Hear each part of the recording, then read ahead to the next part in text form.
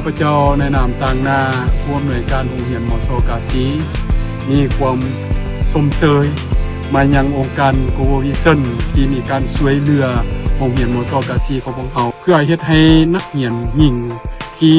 อยู่ห่างไกลศอกลีกได้มีโอกาสเข้ามาเรียนอยู่โรงเรียนมส.กาสีของพวกเขาในการเคลื่อนไหวทุกอย่างงานที่มีความสะดวกและเฮ็ดให้